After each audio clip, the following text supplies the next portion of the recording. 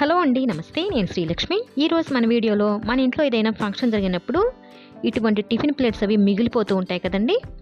Paper plates మిగిలితే వాటితో ఒక మంచి ఐడియా అండి. ఇవి మళ్ళీ మనకి ఎప్పుడో కానీ అవసరం పడవండి.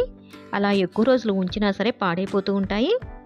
అలా ఉన్నప్పుడు చక్కగా ఇలా ట్రై చేయండి. అసలు ఈ ఐడియా నచ్చని వాళ్ళు ఉంటారండి, అంత బాగుంటుంది. ముందుగా పేపర్ ప్లేట్ని ఒక అట్ట ముక్క పైన ఈ విధంగా అతికించాలండి.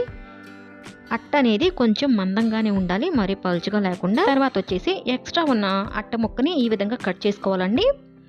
నీట్గా మనకి అట్ట ముక్క అనేది ఎక్స్ట్రా కనిపించకుండా ఉండాలి. మనకి ప్లేట్ మాత్రమే కనిపించేలాగా ఇలా కట్ చేసుకుని ఇప్పుడు పక్కన పెట్టేసి, ఇప్పుడు ఇంకా చూడండి, ప్లేట్ని ఈ విధంగా మిడిల్లోకి ఫోల్డ్ చేసి కట్ చేసుకోవాలండి. తర్వాత ఒక్కో పీస్ని తీసుకుని ఈ విధంగా ఫోల్డ్ చేసుకోవాలండి. వీడియోలో చూపిస్తున్న విధంగా ఇలా ఫోల్డ్ చేసుకుని పెట్టుకోవాలి. ఇది చాలా సింపుల్ ఐడియా అండి, పిల్లలు సైతం ఈజీగా చేయగలరు. కానీ చూడడానికి మాత్రం అద్భుతంగా ఉంటుంది. చూసారు కదా, చక్కగా ఇలా ఫోల్డ్ చేసుకొని ఇప్పుడు ఇంకా మనం ఈ విధంగా గ్లూ పెట్టి అతికించేసుకోవాలి. ఇలా మళ్ళీ మిడిల్లోకి ఫోల్డ్ చేసి చక్కగా ఈ విధంగా గ్లూతో అతికించేయాలండి. ఇప్పుడు మనకి ఒక పెటల్ లాగా అయిపోతుంది. చూసారు కదా, చాలా బాగుంది. ఇలా మనకి కావాల్సినవి తయారు చేసి పెట్టుకోవాలండి. మనకి ఎన్ని కావాలంటే అన్నీ చక్కగా తయారు చేసుకోవచ్చు. ఇప్పుడు ఇంకా ఒక్కొక్క పెటల్ని తీసుకుని ఈ విధంగా మళ్ళీ గ్లూ పెట్టి అతికించేయాలండి. పెటల్ని ఈ విధంగా షీట్కి అడుగు వైపున అతికించాలండి. వీడియోలో చూపిస్తున్న విధంగా ఇలా అతికించారంటే ఒక పెటల్కి ఇంకో పెటల్కి మధ్యలో డిస్టెన్స్ అనేది మనకి కరెక్ట్గా వస్తుంది. చూసారు కదండి, అయిపోయింది. నాకు ఇక్కడ 8 పెటల్స్ అయితే పట్టాయి.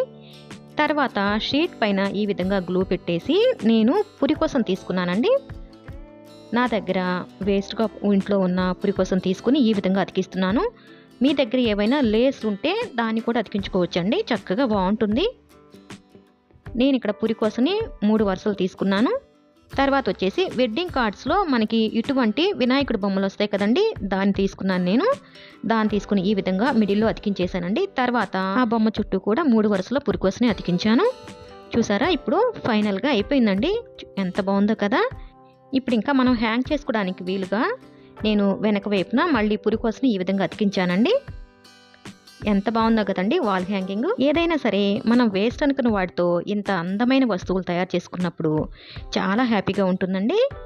గోడకి నేను హ్యాంగ్ చేసినా కూడా చూడడానికి లుక్ వైజ్గా చాలా బాగుంది.